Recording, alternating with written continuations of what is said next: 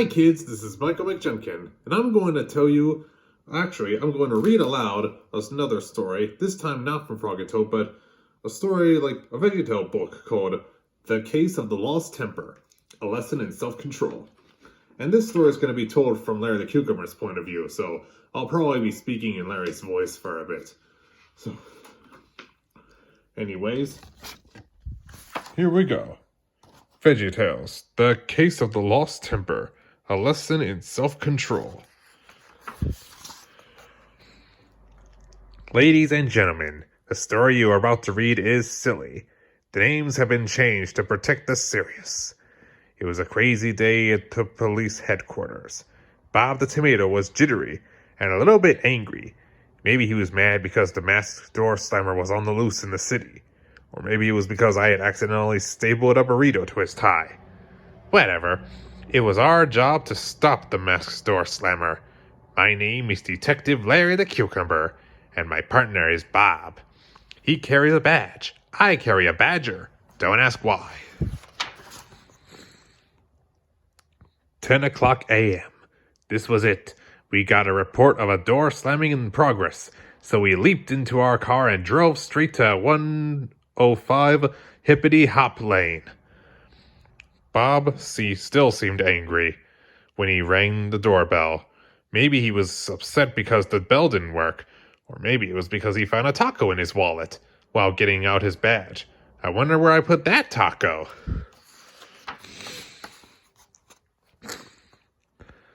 Hello, ma'am, Bob said.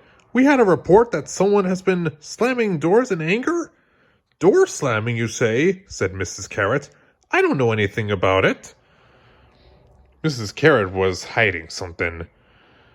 I could tell. Her daughter, Laura, smiled sweetly. I made a note that she could be our masked door slammer. We need to keep an eye on the house, I told Bob as we returned to our car. I can sense anger. Someone has been losing their temper. But Bob didn't answer. He was steaming mad about something. Maybe he was still upset about the doorbell. Or maybe it was because he just sat down on a plate of nachos, which I had left on the car seat. 10:45 a.m. We decided to stake out at the Carrot House. A stakeout is when you keep an eye on a place and wait for something to happen. We were going to wait for the masked door slammer to show up, but first we went home to put on disguises. 12 p.m. Bob and I met on the street corner right across from the Carrot House. Bob had put on a fake mustache and glasses, but he seemed angrier than ever. Larry, exclaimed Bob, what kind of disguise is that? It's my chicken costume, I said. I thought it wasn't obvious. But why would you ever wear a chicken costume into a stakeout? Bob said, gasping. Because my clown costume is at the cleaners, I told him. Ah! Bob screamed when he tried to control himself. When we're on a stakeout, the idea is for no one to notice us. When you wear a chicken costume, everyone will notice us. It's crazy. He had a point there. Maybe it would be better off if I did not wear the chicken costume. Oops, I said as I tried to take off the costume. The zipper broke. Bob clunked his head against the light post. That had to hurt. 12:34 p.m. Still no door slams at the Carrot House. They were playing it cool. I wish I could say the same about Bob. Larry, what are you doing? Grumbled Bob. I'm playing on my skateboard, I said. I did not understand why Bob couldn't figure these things out himself. But why would you play us on a skateboard when we're trying to keep an eye on the Carrot House? Because nothing is happening. I'm bored. But, well, don't you think people are going to notice us when they see a chicken on a skateboard? Growled Bob. I thought long and hard about that one. You don't think anyone has ever seen a chicken skateboarding before? I asked. No! Bob screamed. At 1:25 p.m., the pizza delivery guy finally showed up with my food.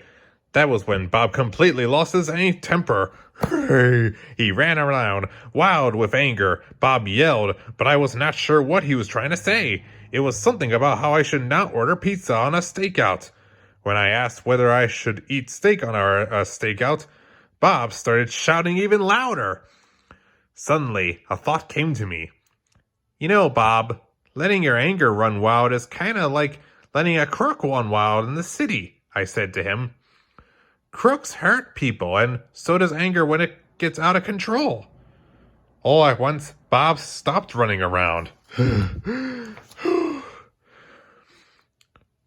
When our anger runs wild, we say mean things, I added. Sometimes we even slam doors and break things. We hurt others and rob ourselves of happiness.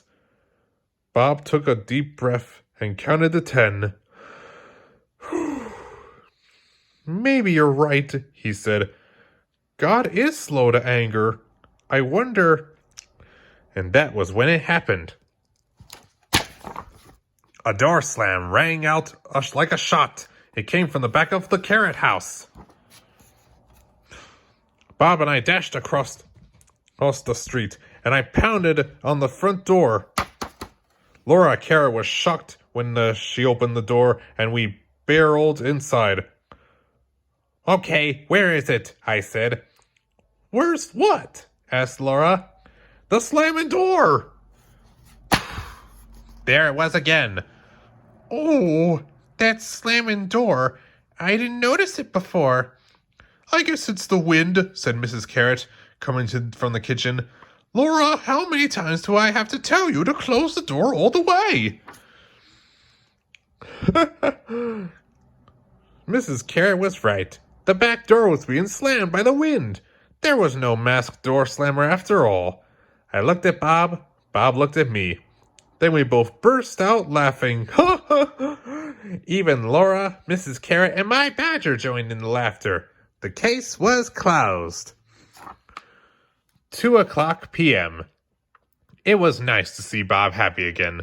For most of the day, anger had robbed him of his joy, but his happiness was back. On the way home, Bob could not stop smiling. After all, it was not every day that he got to see a giant chicken skateboarding down the street and eating pizza. Now, if I can just get this zipper fixed. A foolish person lets his anger run wild, but a wise person keeps himself under control. Proverbs 29:11. And that's the verse of what we had learned today. Well, I hope you enjoyed hearing this story, and I hope you enjoyed hearing me read aloud the story. And, well, that's all the time I have for today. But remember, kids, God made you special and He loves you very much. Bye!